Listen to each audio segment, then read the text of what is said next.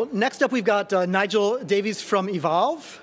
So, I'm going to be talking about planning and getting ready for information management. Side step to the presentation seen just then, but there's some common themes. A little bit about myself. You can read that if you want, or go onto the video later. I'm going to try and save time by skipping over it and our business. We do a lot of stuff, and we've done it for a long time. And these are the lessons that we've learned in the last couple of years working with ISO 19650, and what to do when you're trying to prepare and plan that within a real working environment. The first one is just a quick kind of overview slide. ISO 19650, as it says on the slide, deals with information management workflows across all roles of a project. The first problem that you've got when you start to deliver this into teams are the terms it uses. Nobody understands or gives a about the names. And so what you're dealing, if you're implementing ISO 19650 directly into a project team, the first thing you've got to realize is that nobody understands what you're talking about. So it's about translating and getting it into reality. What's this diagram all about from ISO 19650? You're looking at it, you've no idea what it actually means. So the first thing we do is actually translate that to an organogram on a project and start to use real terms on the project, whether it's in England, Ireland, Saudi Arabia, wherever. We're using the terms that the people on the project are using to actually identify the hierarchy of information flow. It's not contractual, it's information flow.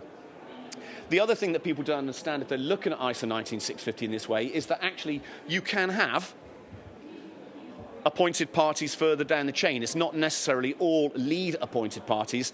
People don't care about that in terms of the information delivery. What information are you going to receive? Who's going to send it to you and what do you need? That's what it's all about. If you look at that on a bigger picture, the other thing that tends to happen when you're dealing with information management and planning on a project, it gets sent out to those nerds, the me's of this world. I see Neil at the back there. It's those BIM guys. They'll deal with it. These are a quick summary of all the activities and who is responsible. You can hardly see it on the screen, but the activities and the parties responsible on a project. If you're talking about the BIM coordinator, here we are at the BIM Coordinator Summit, that isn't really BIM coordination, it's a much wider thing than that. That's the one small area that you're talking about on a project that the nerdy guys are sitting in. And that's actually the delivery, where you're talking about coordination checks, you're talking about Revit standards, all those kind of bits and pieces. There's so much more on the project that you've got to be prepared and aware for. So here, quick, 10 minutes. Here's my top 10 big mistakes that you need to address on projects. I say big mistakes, they're not necessarily major, but they are common. Pretty much every project we deal with has these issues. The first one is the exchange information requirements. What information do you need from people? You've got the lead appointing parties, EIR. They get fed down in. But the one thing people immediately forget about is that's not a standard. There was a great session over on the other stage this morning when they're talking about if you're educated as a client, you will not be asking or telling your design team how to deliver things. You'll be telling them what you need. They are the experts in how to deliver it. But what that means is you need to make sure that any information requirements that are cascaded down are also provided. Here we're just looking at the bottom at the engineer going to the RC detailer. What information do they need? But take it into consideration.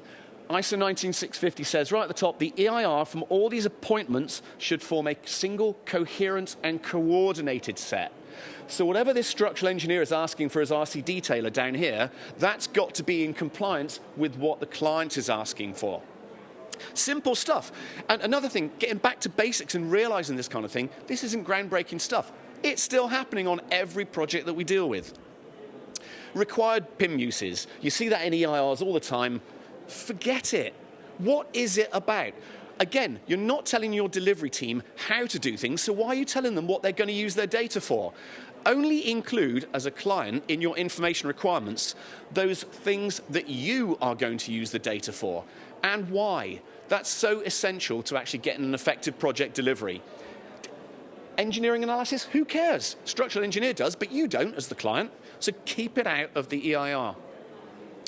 The other thing, when we're acting as information managers on a project, I don't care about the organogram of the structure of the project. It's one of the requirements that ISO 19650 says, put in this, I don't care. What I need to know is who's dealing with what.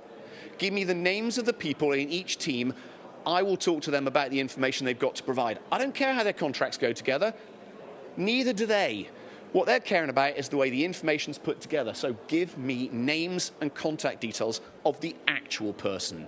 Not the person who's best in your team that will shield you from the rubbish. I want to know, bells and whistles, do they need help?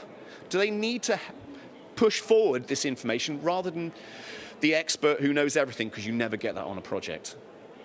In terms of what information you're receiving, don't just tell me you need to receive a Revit model. Tell me exactly what format and the structure of the data you expect. This is an excerpt from one of ours that actually says things like documents. We want it in PDF format or OpenXML, which Office provides. There's never a problem with those. Only problems come when you start to talk about models and IFC and COBie and the other open data structures that are typically very helpful. People then start to go, oh, I don't know, I can't deliver that. Well, you can, because we'll help you. Again, tell me who's dealing with it, and I'll go and talk to them about it. You never hear arguments about PDFs. Always hear arguments about IFC and code can't be done. Come to my COBie session this afternoon. It will explain it. Here's one of my pet hates. The misunderstanding between an asset information model and maintainable assets. As soon as somebody sees COBie in EIR, they will switch off. They'll go, oh, structural engineer, oh, it's not relevant to me. None of our stuff is maintainable. Doesn't mean to say it shouldn't be in the asset information model. And here's a really good example. What are these? Pile caps, yeah? They are not a maintainable item. If you're maintaining these, you're going to get all kinds of problems. Talk about collapse. But they are an essential part of the asset information delivery. You have to have them there, particularly if you're working on any jobs in a city with a metro. You need to know where those piles are going in case there's some other works that need to be done under there. Actually even says in the COBie specification, exclude piles and footings from all information. Doesn't exclude it from the asset deliverables. To make a team understand the difference, it's fundamental to getting the right information. And when you receive that right information, what are you going to be checking it against? How many times have you worked on a project where you send the information in and it just goes into a black hole, the client doesn't know what to do with it, you don't know whether it's been accepted or not?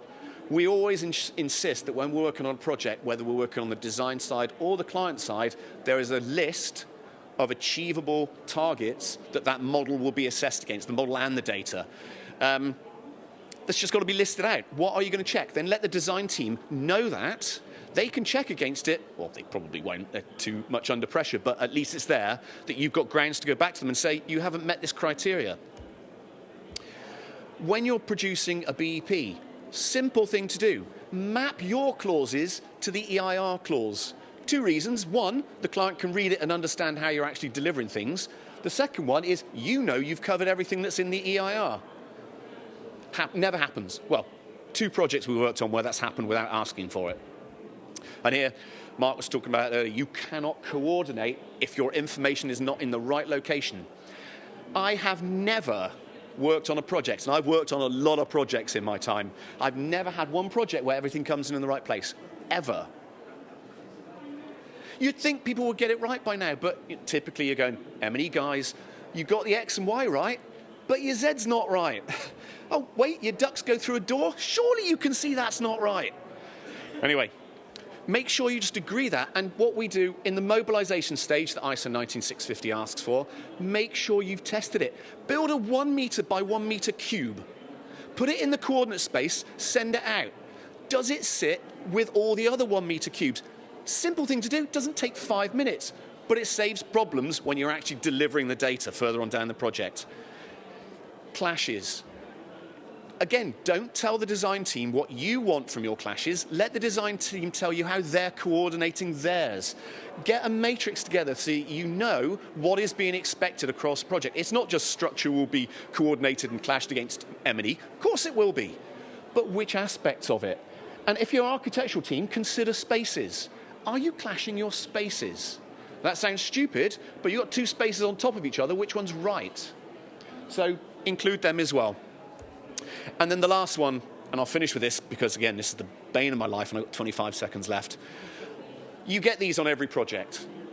They are absolute waste of time. What that tells you is that at stage 3, the architect is going to deliver information relevant to stage 3 for the architectural design. Take them, screw them in a ball, throw them out. Instead, start to look at a proper matrix. What data is expected at which stage? Show a graphical representation of what it is you need as a client for the delivery, or from your supply chain further on down the line. Make sure that's updated at every time, and then look particularly at the asset handover. What is it you actually need? Don't just ask for everything because that's the easiest. Look at your FM, engage in maintenance teams, only ask for what you're actually going to use. So that is everything covered in 10 minutes that I was going to cover in 20 minutes. If you want to go through any more of that rant afterwards, I'm more than happy to talk to you outside, or drop me a note if you're watching this on online streaming. Happy to talk to you.